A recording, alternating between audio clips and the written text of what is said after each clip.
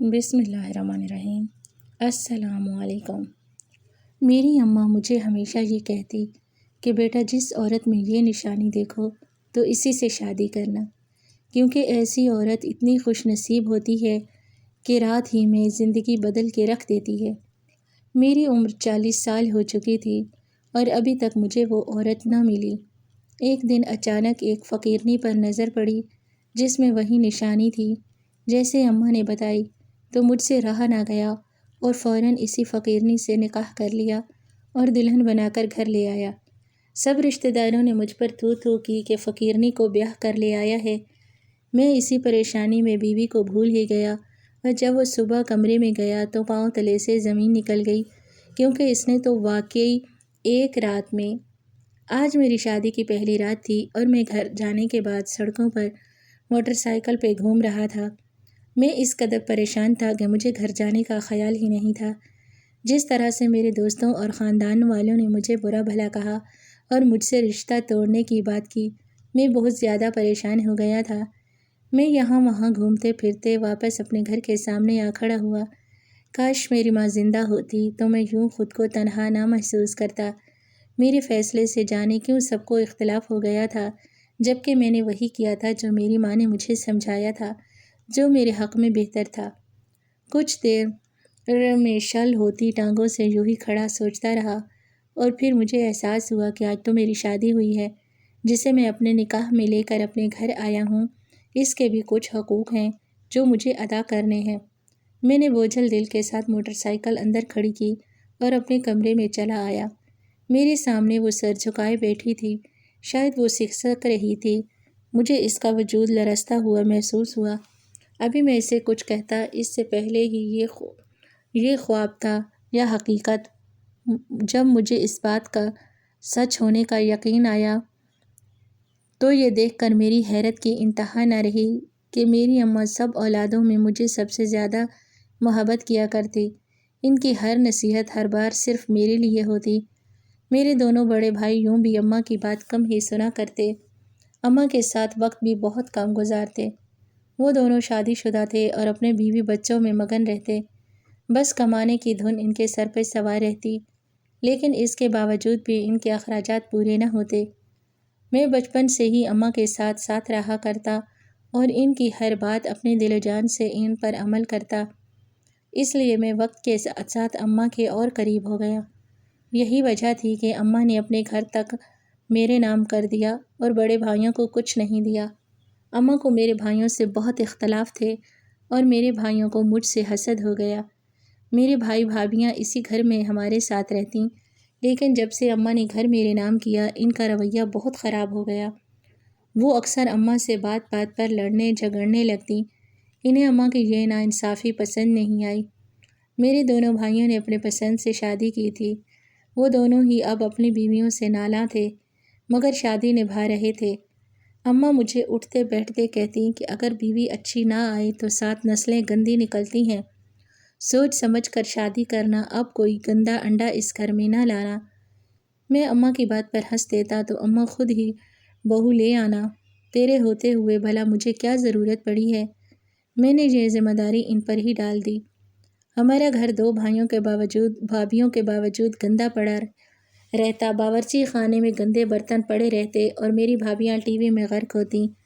ان کی توجہ اپنے بچوں پر نہیں ہوتی۔ اماں کسی کو کچھ نہ کہتی، لیکن میرے سامنے اپنے غصے کا اظہار کرتی۔ جب وہ بہت بیمار ہوئیں تو ایک رات مجھے اپنے پاس بٹھا کر میرا ہاتھ پکڑ لیا اور مجھے بہت کچھ کہتی جا رہی تھیں۔ میں روتے ہوئے ان کی بات سن رہا تھا۔ اماں کے سوا میرا تھا ہی کون؟ بھائیوں نے تو کبھی ڈھنگ سے مجھ سے بات تک نہیں کی۔ پھر بھابھیاں مجھ سے جلتی تھیں۔ میری اماں کا آخری وقت آ چکا تھا۔ اماں نے آخری لمحوں میں ہاتھ پکڑ کر مجھے اپنے پاس بٹھایا۔ وہ مجھ سے بہت محبت کرتی تھیں اور مجھے چوم رہی تھیں۔ ان آخری دنوں میں نے ان کی بہت خدمت کی۔ آنکھیں بند کرنے سے پہلے جو آخری نصیحت انہوں نے مجھے کی وہ میری زندگی کا مقصد بن گئی۔ میرے لیے ان کی کہی بات پتھر پر لکیر کی طرح تھی۔ میری اماں کے انتقال کے وقت میری عمر 27 برس تھی۔ جیسے ہی میری ماں مجھے چھوڑ کر گئی میں نے دنیا کی حقیقتوں کو دیکھنا شروع کیا۔ اب تک میں اپنی اماں کے پلوں میں چھپا ہوا تھا۔ اب میں دنیا کے رحم و کرم پر تھا۔ میری بھابیاں کسی بھی طرح میری شادی کروانا چاہتی تھیں۔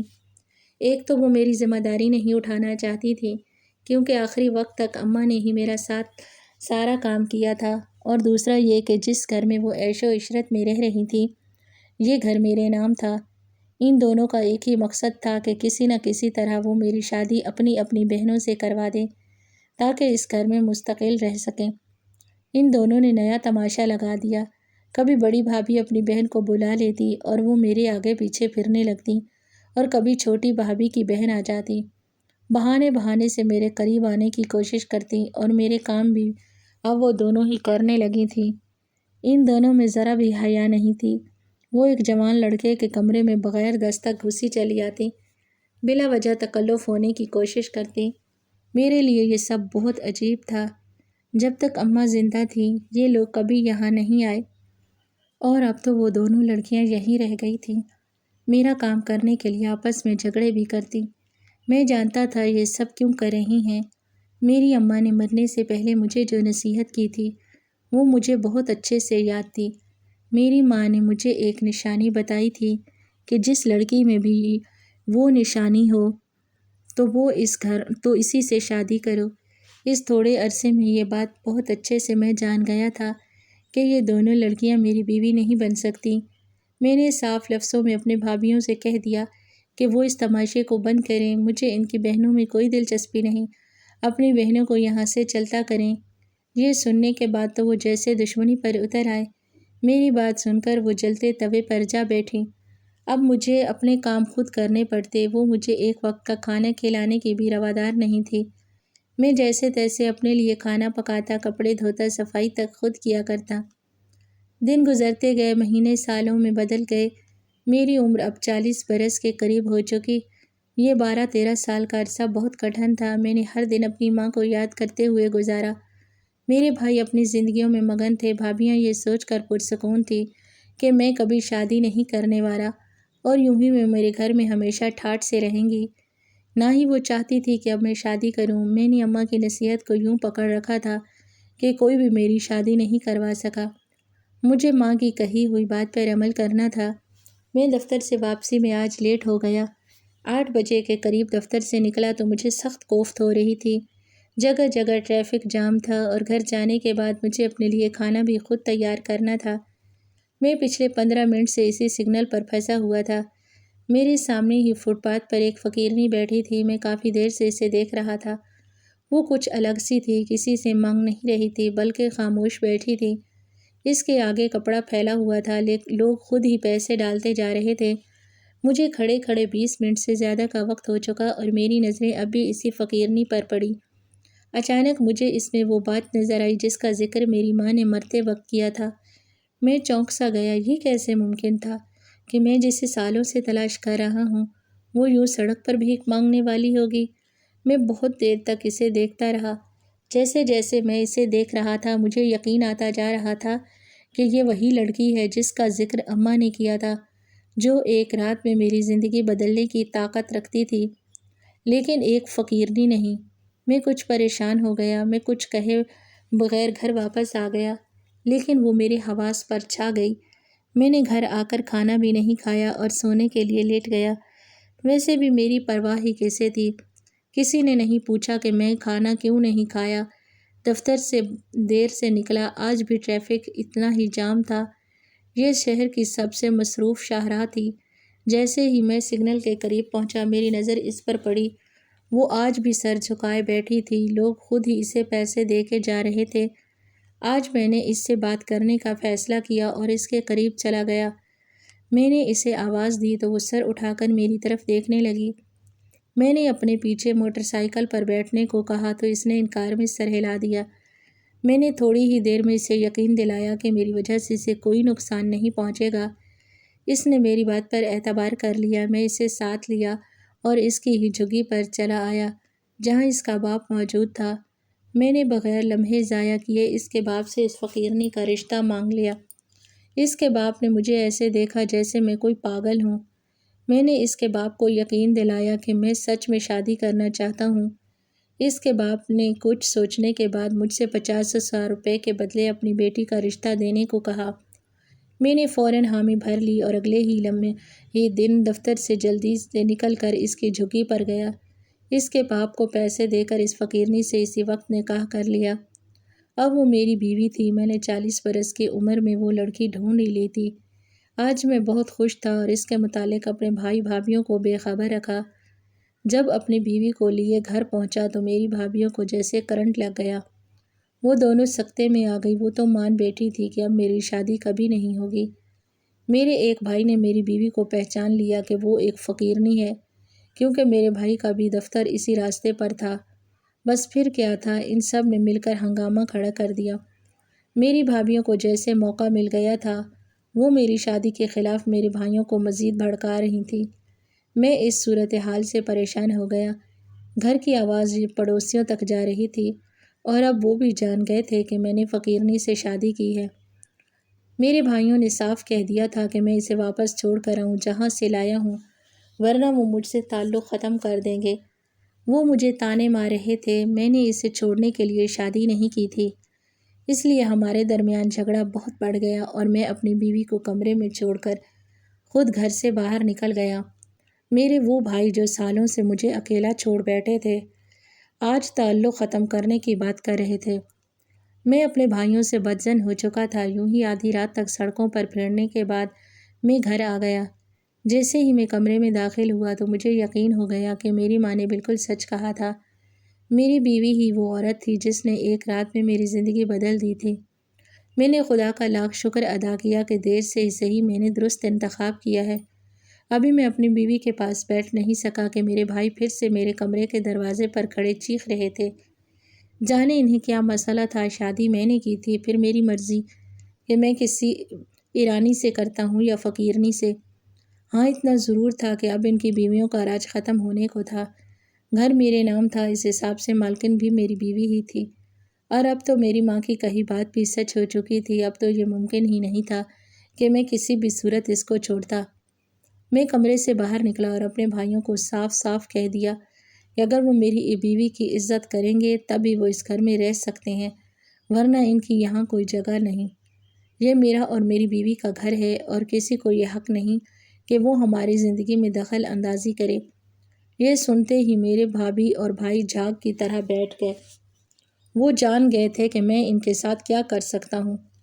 کچھ ہی دیر میں خاموشی چھا گئی۔ وہ لوگ میری دھمکی سے ڈر کر اپنے کمروں میں چلے گئے۔ میں واپس اپنی بیوی کے پاس آ بیٹھا جو بے حد پریشان تھی۔ وہ جب سے میرے گھر آئی تھی ہمارا جھگڑا دیکھ رہی تھی۔ وہ عمر میں بھی بہت چھوٹی تھی، ابھی وہ صرف 17 سال کی ہی تھی، اس لیے یہ سب کچھ بہت عجیب تھا۔ اسے تو اب تک ہماری شادی کا یقین بھی نہیں آیا تھا کہ میں نے ایک چھوٹا سا تحفہ اس کی طرف بڑھایا تو وہ رونے لگی۔ وہ میرے قدموں میں بیٹھ گئی۔ میں نے اسے اپنے قدموں سے اٹھا کر اپنے برابر میں بٹھایا۔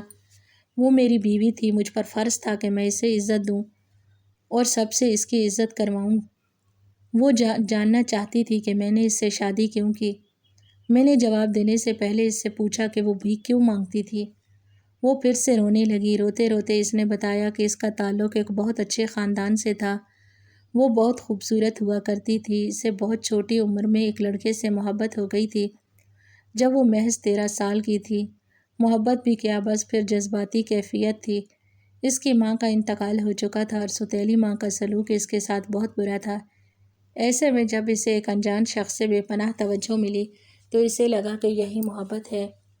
وہ لڑکا اس سے بہت زیادہ محبت کے دعوے کرتا۔ میری بیوی کم عمری میں اپنے جذبات کے ہاتھوں مجبور ہو گئی۔ کچھ ماں کا ظالمانہ سلوک اسے باغی بنا بیٹھا اور وہ اس لڑکے کی باتوں میں آ کر اپنا گھر چھوڑ کر اس کے ساتھ بھاگ گئی۔ صرف 13 سال کی عمر میں وہ گھر سے بھاگ نکلی۔ وہ لڑکا اسے اپنے ساتھ لیے دوسرے شہر چلا آیا تھا۔ کچھ دن وہ میری بیوی کے ساتھ رہا۔ میری بیوی اس سے شادی کرنے کا کہتی، لیکن وہ یہ کہہ کر ٹال دیا کرتا کہ ابھی وہ بہت چھوٹی ہے۔ کچھ عرصے میری بیوی سے جذباتی تسکین حاصل کرنے کے بعد وہ اسے فقیروں کے گروہ کو بیچ کر بھاگ گیا۔ اس گروہ نے میری بیوی کو بہت مارا پیٹا، اس کے جسم اور چہرے پر زخم ڈالے اور اسے زبردستی بھیک منگوانے کا کام شروع کر دیا۔ میری بیوی نے جب بھیک مانگنے سے انکار کیا تو اس پر مزید تشدد کیا گیا۔ مجبوراً اسے بھیک مانگنے کا کام کرنا پڑا۔ وہ پچھلے 4 سالوں سے اسی طرح بھیک مانگنے کا کام کر رہی تھی۔ جب اس نے منع کیا تو وہ اسے مارتے۔ اس نے کئی دفعہ بھاگنے کی بھی کوشش کی لیکن وہ بھاگ کر کہاں جاتی۔ اسے شہر میں وہ کسی کو نہیں جانتی تھی۔ جس شخص نے اسے خریدا تھا وہ بھی اس کا باپ نہیں تھا بلکہ وہ اس کے گروہ کا مالک تھا۔ وہ خود بھی میری بیوی سے جان چھڑوانا چاہتا تھا، اس لیے اس نے بخوشی اسے 50,000 کے عوض مجھے بیچ ڈالا۔ وہ اپنے حصے کی کہانی سنا کر چپ ہو گئی۔ اب میری باری تھی۔ وہ جاننا چاہتی تھی کہ میں نے کیوں ایک سڑک پر بیٹھی فقیرنی کا انتخاب کیا۔ اب میں اسے بتانے کے لیے تیار تھا۔ جب میری اماں کی شادی ہو کر میرے ابا کے گھر آئی تو ان کے مالی حالات بہت اچھے نہیں تھے۔ میرے ابا نے اپنی سے بڑی عمر کی لڑکی سے شادی کی تھی۔ کیونکہ اماں کا رنگ بہت کالا تھا تو کوئی ان سے شادی کرنے کو راضی بھی نہیں تھا۔ پھر جب ابا کی ملاقات اماں سے ہوئی تو انہوں نے میری اماں سے شادی کر لی۔ کیونکہ ابا کے حالات کی وجہ سے کوئی نے اپنی بیٹی دینے کے لیے تیار نہیں تھا۔ یوں معاشرے کے دو لوگوں کی شادی آپس میں ہو گئی۔ میری اماں بہت سلیقہ مند اور ایماندار تھیں۔ چھوٹے سے کمرے کے گھر کو انہوں نے بہت سلیقے سے جنت بنا دیا۔ میرے ابا ٹیکسی چلاتے۔ ایک دن ابا کو کوئی مسافر گاڑی میں اپنا سامان بھول گیا۔ ابا کو گھر آنے کے بعد یہ بات پتہ چل گئی کہ گاڑی میں ایک بیگ موجود ہے۔ ابا نے بیگ کھول کر دیکھا تو اس میں نقدی اور زیورات کافی سامان موجود تھا۔ مسافر کے پاس سامان زیادہ تھا اور یہ بیگ چھوٹا تھا، شاید اسی لیے یہ گاڑی کی سیٹ کے نیچے گر گیا تھا جس کا اسے اندازہ بھی نہیں تھا۔ ابا وہ بیگ لے کر اماں کے پاس آئے۔ عقل کا تقاضا تو یہی تھا کہ ابا وہ بیگ رکھ لیتے کیونکہ اس میں موجود نقدی سے ہماری کئی مشکلات ختم ہو سکتی تھیں، لیکن اماں نے صاف انکار کر دیا اور ابا سے کہہ دیا کہ میں اپنی اولاد کو کسی دوسرے کی امانت نہیں کھلا سکتی۔ تم اس بندے کو ڈھونڈو اور ایمانداری سے اپنا فرض ادا کرو۔ ابا نے اماں کو سمجھانا چاہا لیکن میری اماں اصولوں کی بہت پکی تھی اور یوں ابا نے اس مسافر کو بہت مشکل کے بعد ڈھونڈ لیا۔ اس کا بیگ اس کو واپس کر دیا۔ اس بیگ میں اس مسافر کا پاسپورٹ بھی تھا جو اس کے لیے بہت قیمتی تھا۔ وہ ایک غیر ملکی شخص تھا جسے واپس اپنے ملک بھی جانا تھا۔ وہ جاتے جاتے ابا کو اپنی خوشی سے اتنے ڈالر دے کر گیا کہ ابا نے یہ گھر خرید لیا۔ اماں نے ہمیشہ ہی مجھے جو نصیحت کی میں نے اس پر عمل کیا۔ جاتے جاتے اماں نے مجھے بتایا کہ مجھے کیسی لڑکی سے شادی کرنی ہے۔ اماں کے جانے کے بہت عرصے بعد مجھے کوئی ایسی عورت نظر نہیں آئی جس کی ایمانداری مثالی ہو۔ میری بھابھی کی بہنیں صرف میری نوکری اور گھر کی خاطر مجھ سے شادی کرنا چاہتی تھیں۔ میری بھابھیاں بھی ایماندار نہیں تھیں، وہ اکثر اپنے ہی شوہروں سے بے ایمانی کر جاتیں۔ کتنی ہی دفعہ ایسا ہوتا کہ وہ بھائی کے پیسے نکال لیتی، انہیں خبر تک نہ ہوتی۔ بھائی کو بنا بتائے مہنگی ترین خریداریاں بھی کرتی، ان کے پیچھے گھومنے نکل جاتی۔ اماں کو یہ خیانت پسند نہیں تھی۔ وہ کہتی کہ شوہر سے چھپ کر کام کرنے والی وہ عورت نہ خود ترقی کرتی ہے اور نہ ہی اس کا شوہر کبھی ترقی کر پاتا ہے۔ میں نے جہاں تک اماں کی بات پر غور کیا مجھے ہر طرح سے اماں کی بات ہی صحیح معلوم ہوئی۔ میرے بھائی جتنا بھی کماتے کبھی ان کو بس بھی نہیں ہوتا۔ وہ ہمیشہ پریشان ہی رہتے یہاں تک کہ وہ ایک گھر بھی نہ بنا سکے۔ میری ماں نے ٹھیک کہا تھا، اگر عورت اچھی نہ آئے تو نسلیں تباہ ہو جاتی ہیں۔ میرے بھتیجے بھتیجیاں بھابھیوں کی طرح ہی تھے۔ بھائی بھابھی کے پیسے نکالتی تھی، ان کے بچے بھی ان کے پیسے چرانے لگے۔ خاندان والے بھی اسی لیے اپنی بیٹیاں دینا چاہتے تھے۔ پھر اس دن میں نے سگنل پر تمہیں بیٹھے دیکھا، تم سر جھکائے خاموش بیٹھی تھی، کسی سے ڈائریکٹ کچھ مانگنے بھی نہیں رہی تھی۔ ٹریفک بھی جام تھا، مجھے کھڑے کھڑے 10 منٹ گزرے ہوں گے۔ میں نے دیکھا کہ ایک آدمی تمہیں پیسے دے کر پلٹا تو اس نے اپنا یہ والیٹ جیب میں ڈالنا چاہا لیکن وہ نیچے گر گیا اور اسے خبر تک نہ تھی۔ تم نے فوراً اسے آواز دے کر اس کا بٹوا اسے دے دیا۔ میں حیران تھا کہ ایک فقیرنی اتنی ایماندار کیسے ہو سکتی ہے۔ پھر مجھے اماں کی بات یاد آ گئی تو اگلے دن میں نے تمہیں آزمانے کے لیے اپنے ایک دوست کو بھیج دیا۔ اس نے اپنا مہنگا ترین فون وہیں گرا دیا جہاں تم بیٹھی تھی اور تم نے اسے بھی روک کر اس کا فون واپس کر دیا۔ میری اماں نے مجھے کہا تھا کہ بس ایماندار اور خوف خدا رکھنے والی عورت سے شادی کرنا، اس کی خوش نصیبی سے تمہاری زندگی بھی بدل جائے گی، اور میں نے زیادہ کچھ سوچے بنا تم سے شادی کر لی۔ مجھے یقین تھا کہ میری ماں نے مجھے نصیحت کی ہوگی، صحیح نصیحت کی ہوگی، اور یقیناً تم میری زندگی سنوار دو گی۔ آج جب رات میں اپنے کمرے میں آیا تو میرے موبائل پر ایک دوست کا میسج آیا تھا جو مجھے مبارکباد دے رہا تھا۔ میرا نام حج کی قراندازی میں نکل آیا تھا۔ تم سے نکاح کرنے کے لیے میں دفتر سے جلدی نکل آیا۔ میرے آنے کے بعد دفتر میں حج کے لیے بھیجے جانے والے ورکرز کی قراندازی ہوئی۔ اس میں میرا نام نکلا اور میں حیران رہ گیا کیونکہ میرا نام پچھلے 8 سالوں میں اس قراندازی میں ہی شامل تھا، لیکن آج تک میری قسمت نہیں کھلی تھی۔ تم سے شادی کرتے ہی مجھے دنیا کی سب سے بڑی خوشی حاصل ہو گئی۔ میری ماں نے ٹھیک کہا تھا کہ شکل و صورت پر نہ جانا بیٹا، ظاہری شکل تو کچھ دنوں میں ڈھل جاتی ہے، وہ باطن ہوتا ہے جو سدا چمکتا رہتا ہے۔ تم واقعی میری خوش قسمتی ہو۔ میں اسے محبت پاش نگاہوں سے دیکھ رہا تھا اور وہ رو رہی تھی، لیکن یہ خوشی کے آنسو تھے اور مجھے اس کے ہمراہ اللہ کے گھر کی زیارت کرنا تھی۔ وہ بھی اپنی زندگی میں بہت دکھ اٹھا چکی تھی، اب خوشیوں پر اس کا بھی حق تھا۔